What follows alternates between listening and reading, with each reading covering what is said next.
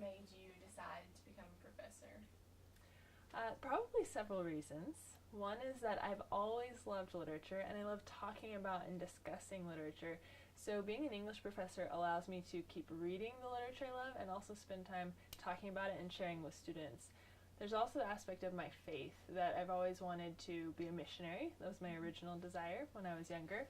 But then as I grew older and I realized God's gift to me academically, I started to see academia as a missions field as well, because many of the students who come to college then go on to shape the world. They're business leaders, they're different kinds of scholars themselves. When I saw all those students, I kind of realized if I work and teach well and represent Christ well in the university, that's a way that I can be doing missions in a different kind of context.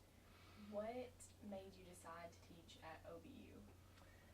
Lots of prayer as well. I thought that I would love to teach English, my specialty, but also I wanted to be able to integrate faith with learning. And if I was at a state school, I had to be very kind of delicate and neutral in talking about matters of faith. But OBU encourages discussion of how does our faith shape our studies. And so I loved that opportunity here. And when I came and met colleagues, and I just found people very friendly and inviting, and so it's a positive work environment. That kind of leads into my next question about, because you taught at the University of Arkansas. How does OBU different from the University of Arkansas? Oh, good question. So sometimes class size is different. University of Arkansas, I helped teach a 100 student section of world literature once.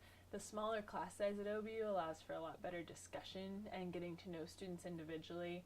The quality of students at both schools has been great. I've been really impressed by the students I have, and many believers actually at both schools. But again, at OBU, kind of a difference is many more students come from a faith background, and they're also more interested in figuring out how does what I learn matter in spiritual terms as well. So I can have more spiritual conversations, and these students are more interested in that topic oftentimes.